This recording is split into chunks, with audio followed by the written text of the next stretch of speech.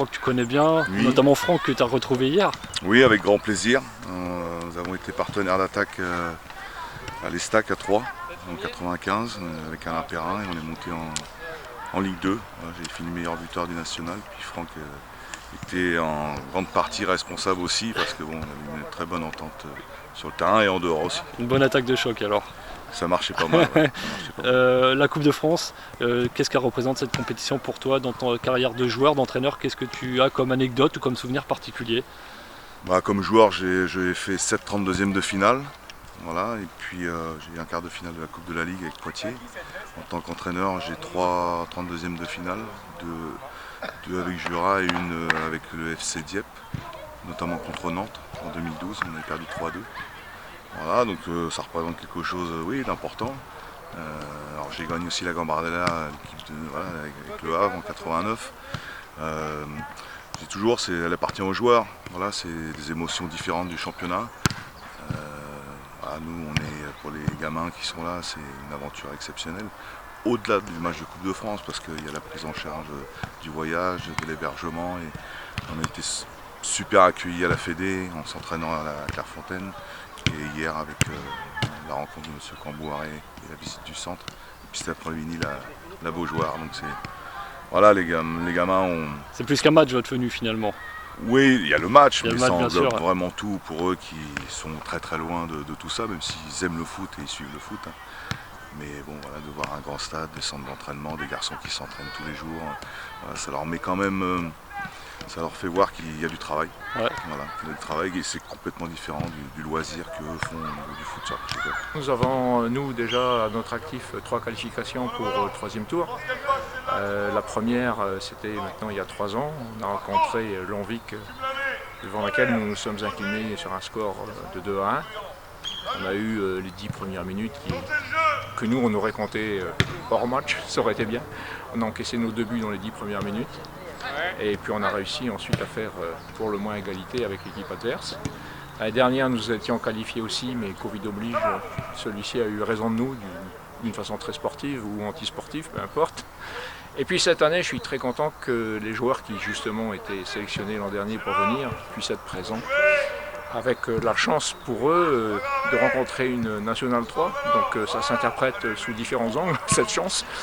Mais le but premier étant de découvrir effectivement un autre environnement sportif, un autre niveau, et puis le tout avec une prise de plaisir que ceux-ci réclament depuis un moment. Toi tu connais le football en métropole parce que tu as vécu ici, tu as joué ici. Est-ce que les jeunes Miquelonais vivent le football français différemment, en tout cas le football de la métropole? Comment ils vivent la Ligue 1 par exemple? Ils suivent, beaucoup de supporters de Paris, un peu moins de Marseille, voilà, de Mbappé, Neymar. Non, ils sont intéressés, ils suivent vraiment, même les championnats étrangers. Après, sur le niveau de jeu et le niveau des équipes en dessous, je pense qu'ils n'ont pas connaissance, ils ne se rendent pas compte, ce qui est normal. Ils n'ont jamais rencontré de telles équipes. Donc on verra bien vendredi, je leur ai dit que ça inhibe pas trop l'enjeu, qu'ils prennent plaisir, qu'ils défendent les valeurs du club, de l'archipel pour montrer un beau visage. Voilà. Après le résultat sera le résultat, mais je pense qu'ils auront beaucoup de cœur sur le terrain. Écoute, on te souhaite à toi et tes joueurs et à tout le club et au peuple miquelonais un bel événement. Parce que Merci. Je crois que ça va être suivi ici, oui. mais là-bas aussi. Oui, parce que le championnat déjà est très très suivi là-bas sur l'archipel, les matchs sont télévisés et retransmis.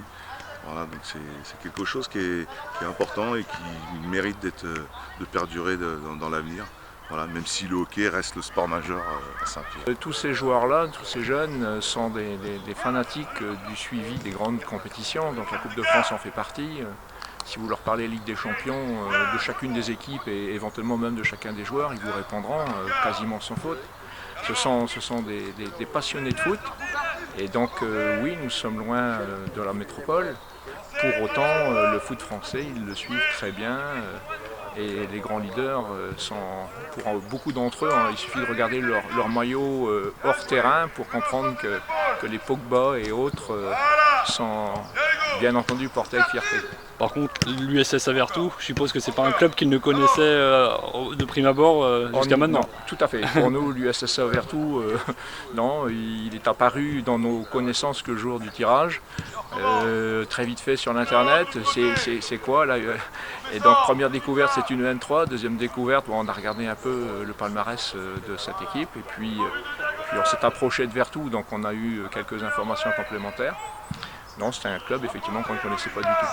Qu'est-ce que vous attendez de la part de votre groupe, du coach, sur un match comme ça? C'est un match de Coupe de France, on sait qu'il y a la magie de la Coupe, mais là il y a un déplacement, il y a une méconnaissance un peu de l'environnement, donc c'est un global qu'il faut prendre en compte, je suppose, pour aborder ce match. Oui, la première méconnaissance, entre guillemets, même si quelques-uns parmi eux l'ont déjà pratiqué, c'est déjà le fait qu'on se pose sur une pelouse naturelle, parce qu'à Saint-Pierre-et-Miquelon, il n'y a que de la pelouse naturelle. Donc le synthétique, c'est une approche différente, particulièrement, m'ont-ils dit, au niveau du rebond du ballon. Ensuite, ce match qui aura lieu vendredi soir, pour eux, c'est avant tout de se donner individuellement à fond. Donc un gros esprit d'équipe vendredi soir, avec une certaine faim, si je puis dire, de vouloir réussir quelque chose. Et puis 90 minutes plus tard, on saura si tout est comblé, sait-on jamais. Mais je pense que déjà la partie sportive, la partie plaisir, la partie équipe sera, elle, à 100% satisfaite.